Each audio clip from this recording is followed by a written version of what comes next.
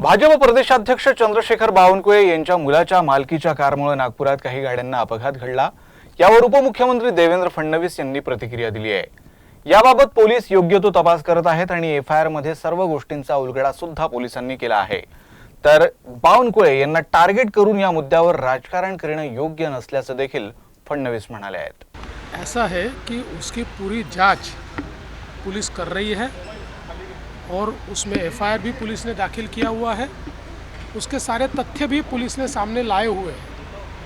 अब जिस प्रकार से उसके ऊपर राजनीति की जा रही है, मुझे लगता है वो गलत है। इस प्रकार से बावनकुळे जी को टारगेट करने का विचार रखते हुए उसके ऊपर राजनीति करना ये ठीक नहीं है। अनिल देशमुख यांच्यावर होत असलेली कारवाई सीबीआय करत आहे।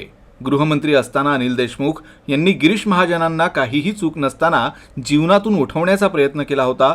अशात त्यांनी गिरीश महाजनांची माफी मागावी असं फडणवीस म्हणाले। ते नागपुरात बोलत होते।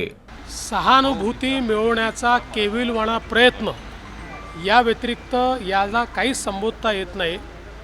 आपल्यालाही माहिती आहे ही केस आमचं सरकार आल्यानंतर आम्ही सीबीआयला दिली होती आणि केस काय आहे तर त्या केसमध्ये स्पष्टपणे एसपी दर्जाच्या अधिकाऱ्यांनी बयान दिलेलं आहे की अनिल देशमुखांनी माझ्यावर दबाव टाकला की गिरीश महाजनांना आरोपी करा, गिरीश महाजनांवर मोका लावण्याचा प्रयत्न केला, गिरीश महाजनांना जीवनातून उठवण्याचा प्रयत्न केला।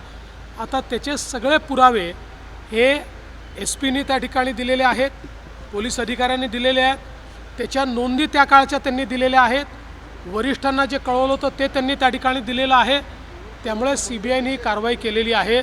खरं म्हणजे त्यांना पहिल्यांदा या गोष्टीचा विचार केला पाहिजे की कुठलीही चूक नसताना गिरीश महाजनांना जीवनातून उठवण्याचा प्रयत्न जो त्यांनी केला, त्यांनी गिरीश महाजनांची पहिल्यांदा माफी मागितली।